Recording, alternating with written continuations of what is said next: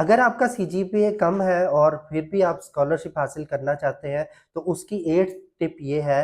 कि आप अपना वर्क एक्सपीरियंस ज़्यादा करें। अब स्टूडेंट क्या करते हैं कि वो ज़्यादा से ज़्यादा जो टाइम है वो फ्री अपना जो है वो स्पेंड कर रहे होते हैं, जिसकी वजह से उनका वर्क एक्सपीरियंस इंतहाई कम होता है और ड्यूरिंग द डिग्री वो काम नहीं करते या डिग्री के बाद भी वो जॉब हासिल करने की कोई बहुत ज़्यादा कोशिश नहीं करते। यहाँ पर जॉब हासिल करने से मुराद ये है कि आपको आपकी फ़ील्ड के अंदर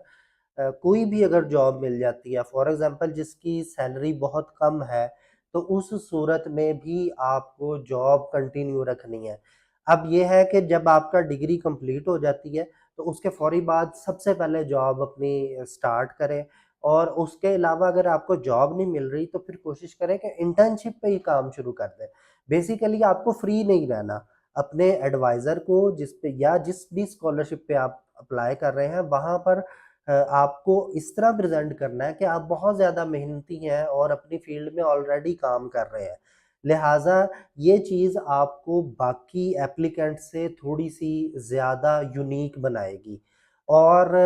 ख़ास तौर पे ये भी आप कर सकते हैं कि आप फुल डिग्री के लिए अप्लाई ही ना करें। ऐसी बहुत सी स्कॉलरशिप है ख़ास तौर पे अमेरिकन प्रोफ़ेसर्स के अंडर इंटर्नशिप्स की बहुत बड़ी अपॉर्च्युनिटीज़ होती हैं, जिसमें आप जस्ट ग्रेजुएशन अपनी कंप्लीट करें और उन प्रोफ़ेसर से कॉन्टैक्ट करें,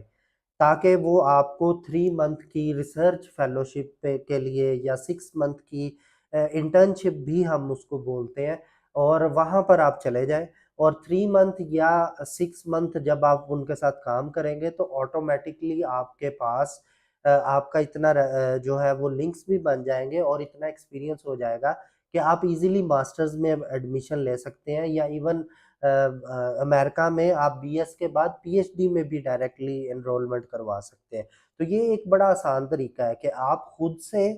पहले तो अपना वर्क एक्सपीरियंस ज़्यादा करें और उसके बाद आप डायरेक्टली फुल डिग्री के बजाय आप इंटर्नशिप में या रिसर्च में ही अप्लाई कर लें एज़ ए रिसर्च असिस्टेंट वहाँ पर काम शुरू कर दें। तो ये आपको बहुत ज़्यादा हेल्पफुल कर सकता है।